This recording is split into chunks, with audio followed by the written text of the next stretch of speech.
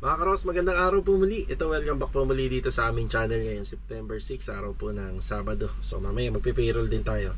Ito mga karos, ang update natin ngayong araw na to, bali turnover po natin yung naging project natin dito sa Phase 6. So pinarenovate ni ma'am yung isang Armina SF na unit na may laking 54 square meter lot area and 42 square meter floor area para maging apartment lang po muna.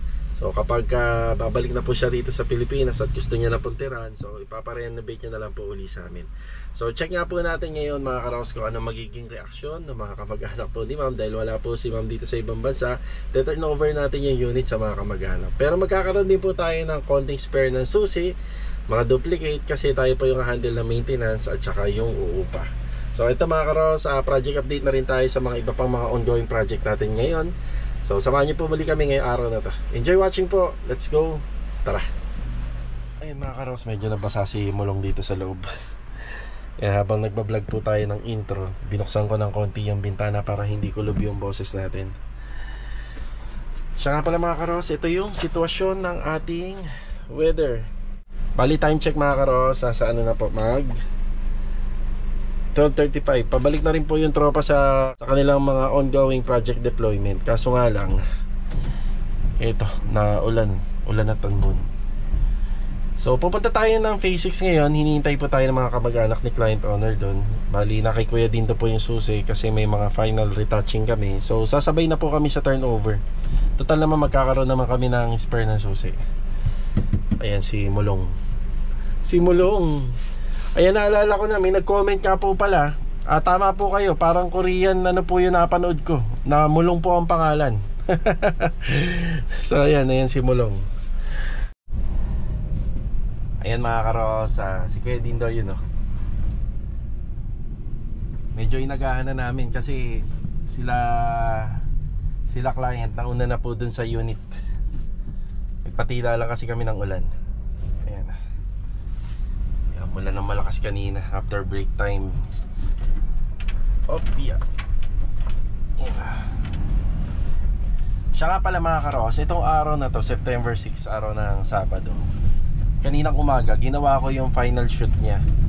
So bali itong vlog natin, meron tayong mapapanood na vlog na ginawa ko sa loob lamang ng isang araw. So yung pinaka final ng project natin, tsaka itong araw na to.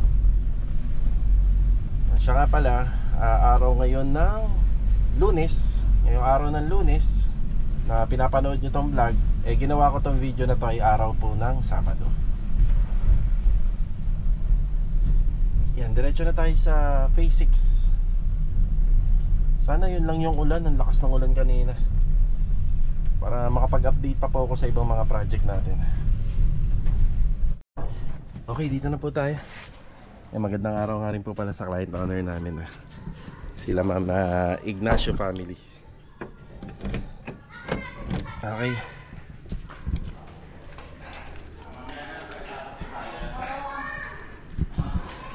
Magandang araw po. Good morning po. Ako po si ma'am, si Lee. Naka-vlog ako. Magandang araw po.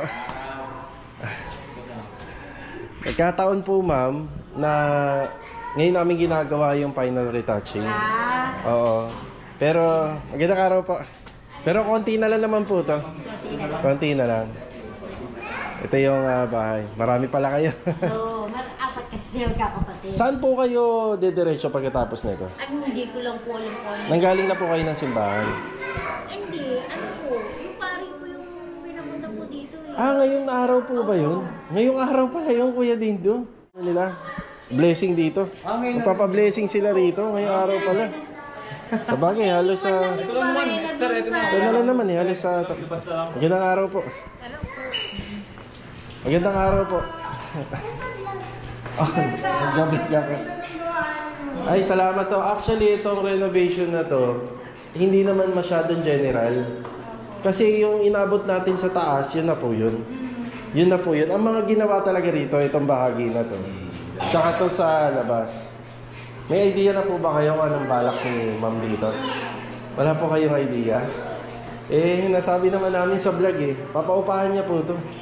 Kaya napaka-swerte ho ng uupa. Yung sa tapat, kami din yung gumawa niyan. Yung sa tapat. Sa labas magawa hindi. Along tansa lang po talaga kami. Hindi na po namin matututukan.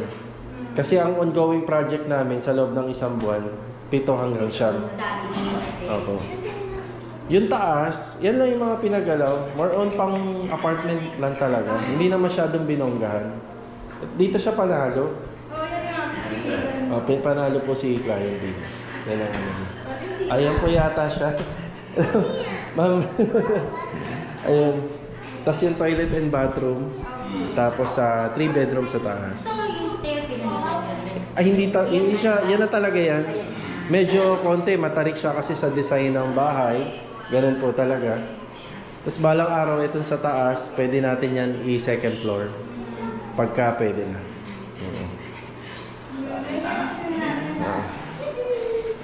Yan.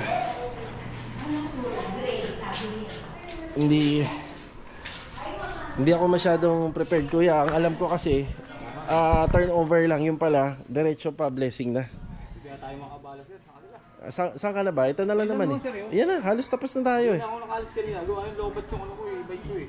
Ay, buti na. Nakakuha nito pero technique na lang yung Si Batang naman is yung alignment na lang eh. Yung alignment. Nasabihan ko na siya. Yung alignment na lang. Sa tapos na. Bigla. Ayan, nasabi naman po nila eh maganda. Eh, yung sinasabi nga po kasi namin, isa parang gagawin lang po mo ng apartment. Diretso blessing na pala to.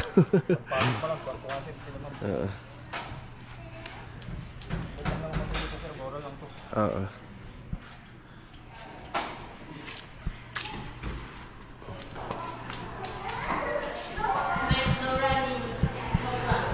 Sino po kaya yung makakausap ko regarding sa susi at saka sa mga paperworks?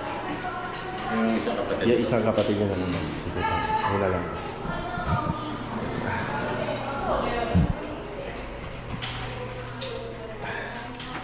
Ito na lang, retouching. konti lang to. Bali yung last day kasi ng retouching namin, iniwan na po namin. Kasi mas maganda po kasi talaga yung turnover. Ang totally na 100% ayos na ayos at malinis na. So ang alam ko lang po kasi turnover lang tayo ng susi ngayon. Then i-discuss ko sa kanila yung mga papel para sa construction ban. Diretso blessing na pala. Okay. So ito nga, dala natin yung sasakyan natin kasi ang alam ko pupunta sila rito sa Pare sa may bandang paradahan. Isasabay na po sana natin sila pagpunta ko ng Riego de Dios project. So, eto, hindi na po kami magtatagal dito. I-discuss ko lang po kila ma'am yung tungkol po sa construction ban. Doon po sa kapatid pala. Tapos, makakagaw na po tayo. Wala naman po silang masabi sa bahay at okay naman po. Ang ganda kuya, I like it. Maraming salamat po, ma'am. Pero, ma'am, kapag na-turn Gusto ko yung banyo. Actually, ma'am, pag na-turn over ko to sa kapatid nyo, may mga ipagagawa pa po siya dyan. Oo, may ipapagawa pa. Ano pa po yan, ma'am? Slight renovation pa lang po talaga. Ganda. Oo. I like it. Okay na muna tayo rito, mga karos. Kailangan ko na po muna umalis at magbibigay po ako ng update sa ibang project. Bali, mamaya may makakausap tayo rito para ituro ko kung paano po ang pag-process ng refund ng construction ban. Ito yung mga papel ni client. So since wala pa naman po yung isang kapatid ni ma'am, ayan, mag-update muna ako. Mauuna na po muna ako.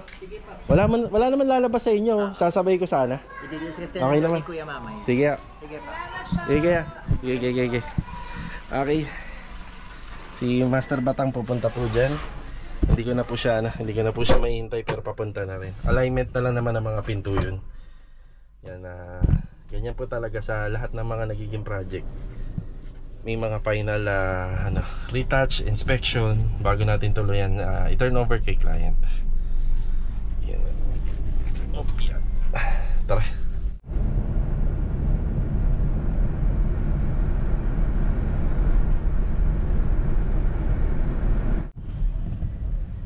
Bali, nandito tayo sa hardware ni Ma'am Melanie.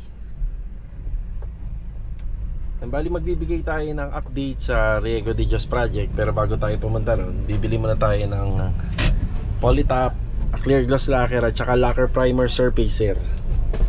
So bali paumpisa na natin yung preparasyon dun sa mga cabinet.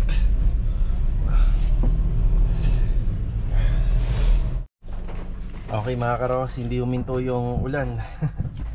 Ito muna yung binili natin. Bali polytop 1 galon, 3 galon ng lacquer primer surfacer, 2 galon ng clear glass lacquer, 2 litro ng lacquer primer surfacer. Kasi ang kailangan natin 4 na galon eh. Pero parang nangyari dahil kulang sila ng 1 galon, bali 3.5. Ayan. Tapos 2 hardener extra. Ayan. Diretso tayo sa Riego de Dios project. Tara. Nasa Riego de Dios project na tayo. Kuya Rigor, good morning. Good afternoon. Sayan. Walnut pala yun. Yan, bali 2 galon ng clear glass lacquer. Tapos 1 galon ng polytop, kuya. Yan. Tapos yung 1 karton dito, yun yung lacquer primer surfacer. Ay, yung 1 karton sa kanan. Yung sa kabila. Yan. Yan, may ano yan, 3 galon ng lacquer primer tapos 2 litro. Yan. Tapos itong mga to sa iba, para sa ibang project natin. Tapos dala ko na nga po pala yung pin light, 2 pirasong pin light para dun sa loft. Op, yeah. Yun. Ito na yung boss lahat. Yan na yan. Yan, tapos may yung hardener pala. Wait, may kasamang hardener yan. Oh, wala, nasaan na yun? Ay, ito pala. Sira na rin pala yung ano doon. Ito. Sander ni Philip. Ni Philip? Umano daw, musok. Wala, nasobrahan. Baka pinasok na halikabok. Yung dalawa natin, wala na ito boss. So, sige, magpo-provide na lang tayo ng panibago.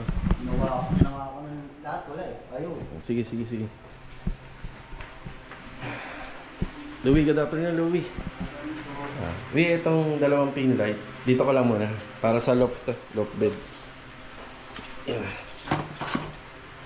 Yan, bali dito pala halos sa pareha ng design sa taas. May iba nga lang po yung kanyang layout. So pareha pa rin pala ng layout. Yung design pala ang may iba. Yung pagkakalagay po ng mga accent. Yan, inumpisa na ni Louie rito. Tapos dito naman po banda, okay na po yung granite kila Ma'am Danica. Yun nga lang, aabangan po kasi namin ang wiring yan. Yun yung wiring namin.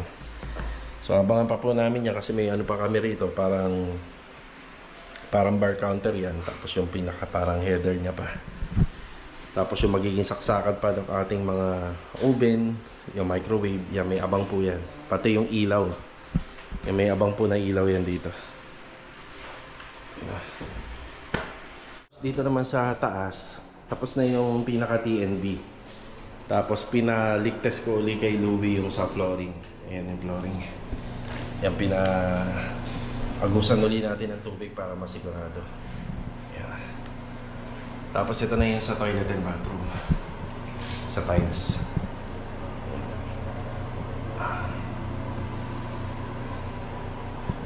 Yan, ang ganda na niya.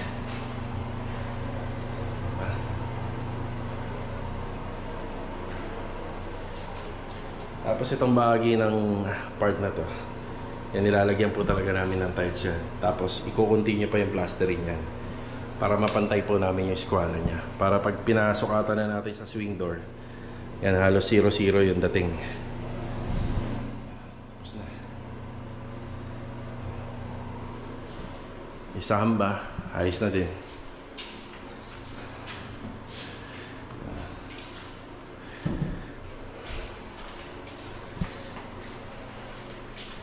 Yan dito. Okay na din. Yung ilalim nito, lalagyan pa ng ilaw. Ayun yung dala-dala natin. Tapos nung nakaraan, nagpakabit si client ng ano rito. Split type aircon. Halos na kompleto na yung 4 na kwarto. Yan, may mga aircon na.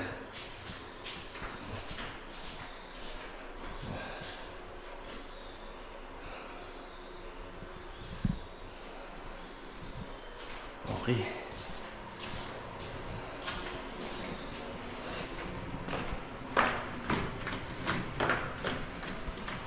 Sa mga pintuan.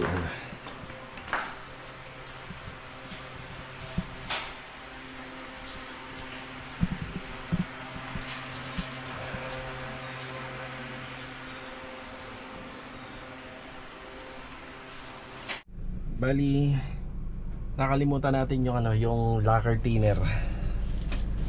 Kasi lacquer primer surfacer, lagi may kapartner na lacquer thinner yan.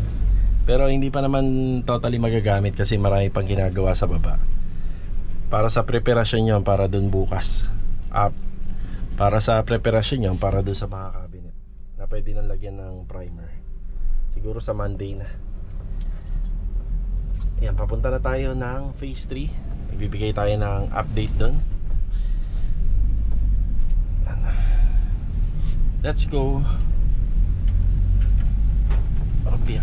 Tara. Bali, binili na nga po pala natin yung lacquer thinner para sa Monday. Dadali na lang po natin sa project sa Riego de Dios.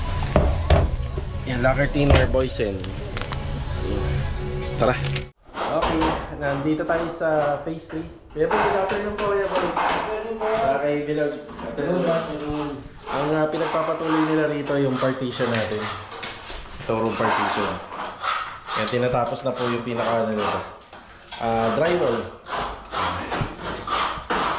Tapos ang balak namin dito, ilalagay pa kami ng isa pang 3/4 na tubo papunta po doon sa labas. Kasi kung TV area to, hindi rin kakayanin to ng TV Plus. Baka mag-internet si client. Kung magra-router na lang siya, pwede naman dito. So maglalagay pa kami ng isang access doon na pagdadaanan ng kable ng internet. Siguro kung mag-router na lang yon, depende kay client. Kung magdadalawa siya ng internet, wala namang gano'n kasi doble na yung babayaran niya. Malamang magra-router to. Baka hindi na kayanin simula sa baba. Pag manonood ka ng Netflix, kailangan may signal. Yan, ito yung nasikaso nila rito. Yan, abang na ng 100. Yung clip pala niyan, sir. Saan banda? Ito rin sa clip niya yung panel. Pwede na? Dito. Ayan na pala. Sa na talag? Sa Monday na, ha? Pa-provide ko. Sir, kay Jojo, lagyan din natin pandikit. Lagyan pa rin, pwede rin. Okay na tayo rito. Ito na po yung sa framing ng ating cove ceiling. Tapos lagi po siyang merong ilan to nilagay mo? Parang 70 na to, no? 70? Sukat nito 60. Nasa ano na yun, sir, 70. Pero parang dapat ganun din ka dito sa kabila para may option. Yung kabila? Oo, kasi manipis yung kabila mo eh. Di ba? Dito tumama yun, sir, yung yun lang. Yung ilaw. Paano kung hanggang dito yung ilaw? Malaki pa ilaw nito, sir? Oo, hindi. Kasi basta ang usapan na namin, ang abang natin dyan, 60 by 60. Para kung sakali, yun lang yung option natin. Dagdagan ko na lang. Yun, dadagdagan mo yan. Basta doon din sa taas, puro 60 by 60 ka. Para sigurado. Magpapaganon pa ako, sir? Hindi na. Dito dagdag ka. Kasi ito, pag sinukat ko, wala itong 60. Ito mahaba. Ayan. Yan na lang. Yan na, wag mo kalimutan. Tapos kailangan natin ng wall clip kasi ang ilalagay dito, wall fluted panel. Yan, okay na din yung header. Halos ayos na. Ito yung pinapaliwanag ko. Ni-repair namin to para eskwalado. Natin na. Full charge na. Yan na. Tapos tinanggal muna namin yung na ito, yung tawag dito. Spandrel kasi ulan ng ulan. Kasi mabababara ng ulan Tinanggal muna namin. Kinakayod ni Bilog yung pisum board para mas lalong pumantay. Ito, framing ng cove ceiling. Yan, taste lang. At malalagyan na po yan ng disenyo. May pin light na pala ako rito kung sakali mabuo mo to para lumiwaliwanag dito. Yung center light, sir? Yan, medyo matagal pa to. Dalawa kami ni client pamimili. Pero overall, bibili na namin lahat. Kala ko sa sukati ni kay Jody ng neto, sir. Fluffy. Para makabit ko yung ano na ito. Kompleto na ano. Ewan ko lang baka mamaya pumunta siya dito. Pwede na ikabit daw yun, sabi ko pa ako eh. Sige, sige, sige. Natapos ko lang yung mga electrical. Medyo alanganing oras na rin kasi. Busy rin kami dun sa phase 4. So, pagsasabayin na kasi namin to tsaka dun. Log kasi pagsasabayin natin yan eh. Kaya baka sa Lunes na. Eh hindi pa naman tapos yun dun sa kabila. Oo. Ito muna yung update. Tara. Magandang araw pala kay Sir Joshua. Nanggaling na tayo ron. Tsaka dito kay Ma'am Myra Mando. Donis, good afternoon. Nagkakabit na sila ng ating piping board para sa magiging heat insulation. And at the same time, bali pinapatibay niya rin po yung PVC roofing. Yun po kasi yung ginamit natin dito. Ayan. Kay Richard, good afternoon. Yan, natapos na niya na to ni Kuya Richard. Bali ngayong araw na to, ayan, kinukompleto na yung tiles. Deco stone nga po pala yung ginamit namin dito sa poste. Ayan, deco stone. Ayan, kinukompleto na po ni Kuya Richard. Sa ilalim, lagyan natin para kompleto. Para maganda siya tingnan. Tapos sa moldura sa ibabaw, palitada na lang po ginawa namin. Yan, medyo ano naman po to, yung mga ganito, mas matibay nga po to kung tutuusin. Pero kapag natapos yan, nalagyan ng pintura, dagdag ano na rin, dagdag disenyo. PVC roofing. Tapos dito sa loob, ilaw naman pala tayo rito, hindi natin ginagamit. Ayan pala po yung napapalitadahan. Tapos yung kanto, binubuhay na. So wala na rin po yung ano rito, yung mga bakal. So tatapusin na lang yung palitada nito. Tapos ito, pwede na nating paasintadahan yung pataas. Siya pala, ito mga plywood na to, hindi to para dito, para dun sa kabilang project. Yan, dito na muna. Medyo makalat pa. So yung gutter, inside gutter siya. Tapos yung downspout, doon na po namin ilalagay. Ang estilo lang naman yan, kung saan may maluwag pa na part sa pagitan ng pader at saka ng poste. Yan, doon lang natin siya ilalagay. Gaya nito, may pagitan pa to. May tatago pa natin yung downspout dito gamit yung PVC. Ayan, dyan na siya.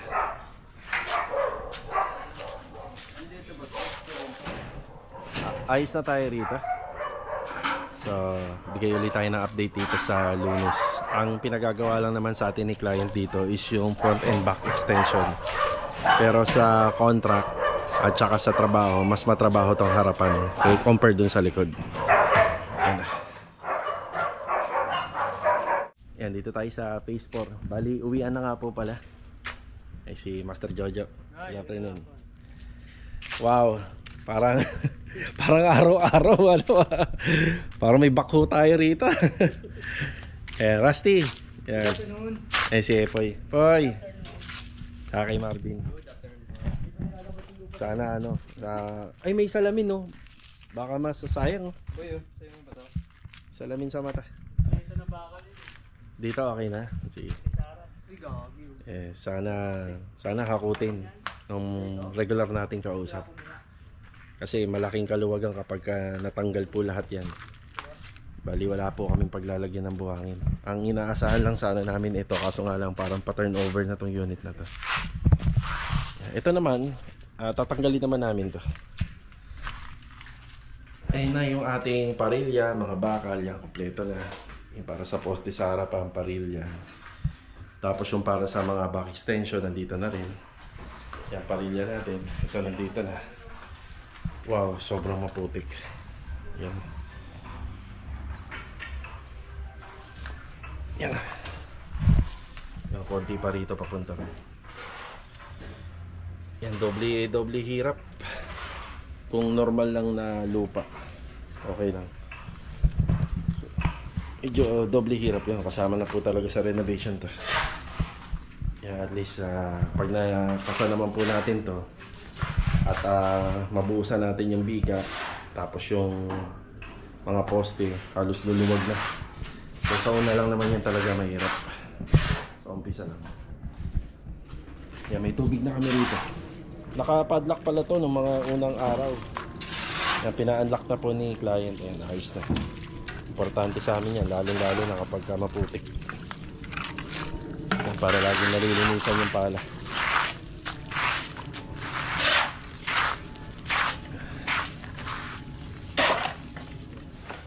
Sa likod. Ito. Parang Magiging ID natin sa Parang may patungan. sa Tansa Garden, phase 5. Yan, ito yung magiging ID natin. Number 2, Yan lang, pilapan nyo lahat. doon? Saan? Address sa pabahay? Ewan ko. Parang hindi ka taga doon, ano? Hindi nagtatanong, oh. Lahat ano sila. Nakalimutan pa. Ano Dulo kayo, di ba? Mga doon. Merienda tayo. Palibre ni Axie daw. Ayan. Freedom, free. 15. Oh, Bayad pa. 15, Maruya, 15. Galang number na Ah, libre lang daw, libre. Libre sintak. May ano yun nakalis na. yung number namin. Libre sintak. Ha? Cellphone number ba? Ah, sige. Ayan. Lagay mo 09. Payroll na tayo. May palibre pa ang ano. Ano yan? 20 po isa. Kami. 20, Ayan, tropa. 20. Pag walang 20, walang sahod. Dapat bibili bago bigay sahod. Tara, payroll na tayo, payroll. Tayo. Yan na. Kaya. Yeah.